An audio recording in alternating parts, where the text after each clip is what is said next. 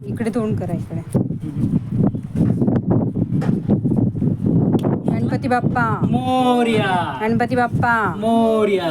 गणपती बाप्पा मोरया. गणपती बाप्पा. पुढच्या वर्षी लवकर या. हे बघा मित्रांनो, पूर्ण मातीचा गणपती आहे. याचा आता आम्ही इथे शेतावर एक त्याचा टब बनवलेला आहे पाण्याचा आणि त्याच्यामध्ये याचं विसर्जन करतोय. जास्तीत जास्त हार्डली अर्ध्या तासात पूर्ण याचं गणपतीचं विसर्जन होऊन जाईल. गणपती बाप्पा मोरया.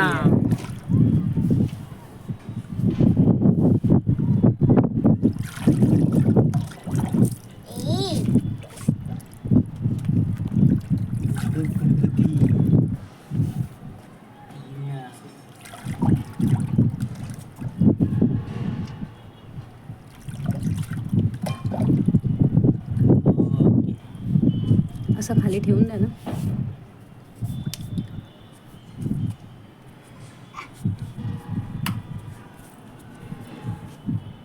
बघा मित्रांनो, अर्ध्या तासात हा आपला मातीचा गणपती पूर्ण विसर्जित झालेला आहे ना.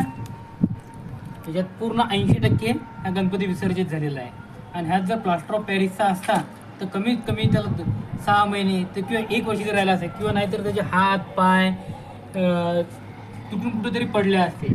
मित्रांनो, आपण गणपतीचे 10 दिवस खूप काळजी घेतो त्याची विटंबना होऊ नये म्हणून, पण शेवटच्या दिवशी आपण त्याची इतकी अवहेलना किंवा विटंबना करतो आणि नंतर त्या गणपतीचं काय होतं विसर्जित झाल्यावर त्याचे हात कुठे राहतात, पाय कुठे राहतात आणि कुठल्या नाली आणि गटारात पडलेला तो हे आपण जाऊन बघत नाही आहे. तर मला एक विनंती आहे मित्रांनो, यावर्षी नाही जर तुम्ही मातीचा गणपती आणला तर पुढच्या वर्षीपासून एक आवर्जून विनंती आहे की तुम्ही मातीचा गणपती घेऊन येऊन घरच्या घरी विसर्जित करावे, म्हणजे त्याची मूर्तीचीही विटंबना होणार नाही आणि